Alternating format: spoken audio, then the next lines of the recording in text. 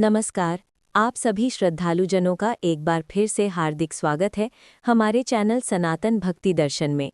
आज के इस पावन अवसर पर हम आप सभी को माघ पूर्णिमा की शुभकामनाएं अर्पित करते हैं। माघ मास की ये पूर्णिमा तिथि अत्यंत पुण्यदायी मानी जाती है। इस दिन स्नान, दान, जप और व्रत का विशेष महत्व बताया गया है। आज हम आप सभी के लिए लेकर आए हैं माघ पूर्णिमा की अत्यंत प्रभावशाली और फलदायी व्रत कथा, जिसे श्रद्धा से सुनने मात्र से ही जीवन के अनेक कष्ट दूर हो जाते हैं। माघ पूर्णिमा व्रत कथा। प्राचीन काल की बात है। एक नगर में धनेश्वर नाम के एक अत्यंत विद्वान और धर्मपरायण ब्राह्मण निवास करते थे। उनकी पत्नी का नाम रूपवती था। रूपवती न केवल रूपवती थीं, बल्कि गुणों की खान थीं। वो पतिव्रता, सेवाभाव से युक्त और सदा धर्म के मार्ग पर चलने वाली स्त्री थीं। धनेश्वर और रूपवती दोनों ही भगवान के भक्त थे और नियमपूर्वक पूजा पाठ, व्रत और दान पुण्य किया करते थे। किंतु इन दोनों के जीवन में एक बड़ा दुख था। वर्षों बीत जाने के बाद भी उन्हें संतान सुख प्राप्त नहीं हुआ था। यही एक ऐसा अभाव था जो उनके मन को भीतर ही भीतर कचोटता रहता था।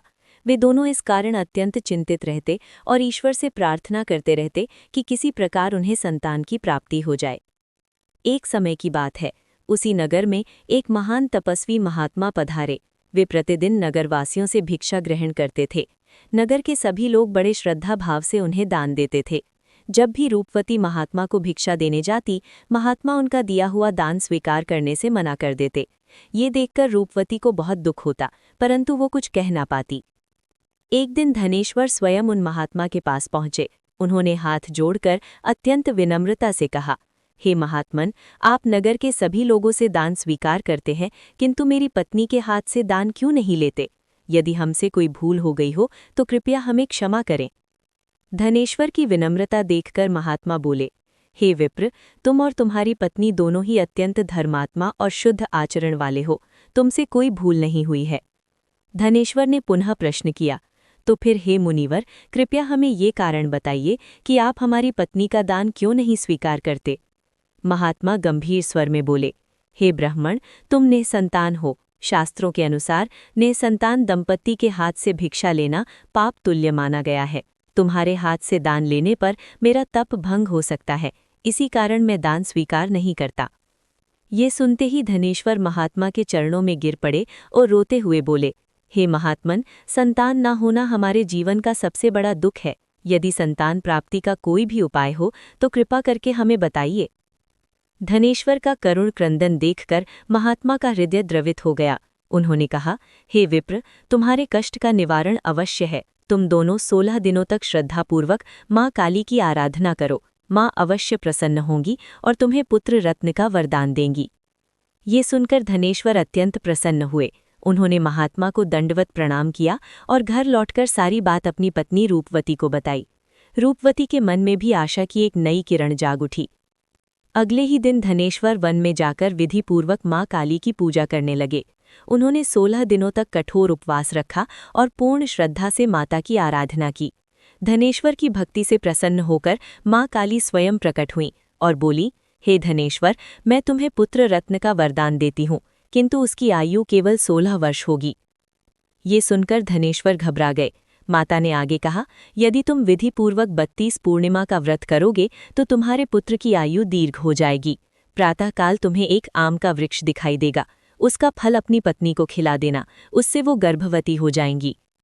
इतना कहकर माता अंतर्ध्यान हो गईं। प्रातःकाल धनेश्वर ने सचमुच एक सुंदर आम का वृक्ष देखा। कई प्रयासों के बाद भी वो फल तोड़ने में असफल रहे। तब उन्होंने विघ्नहर्ता गणेश का स्मरण किया।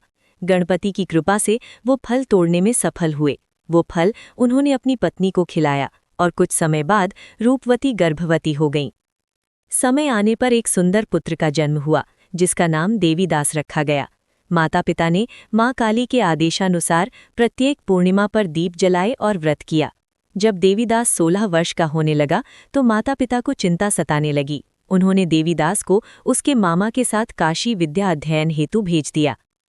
रास्ते में एक गांव में विवाह हो रहा था, परंतु वर अंधा हो गया। तब देवीदास का विवाह उस कन्या से करा दिया गया। देवीदास ने अपनी पत्नी को पुष्प वाटिका का संकेत दिया और काशी चला गया। पूर्णिमा व्रत के प्रभाव से जब काल भी देवीदास को लेने आया तो भगवान शिव और माता पार्वती ने उसे जीवन दान दिया।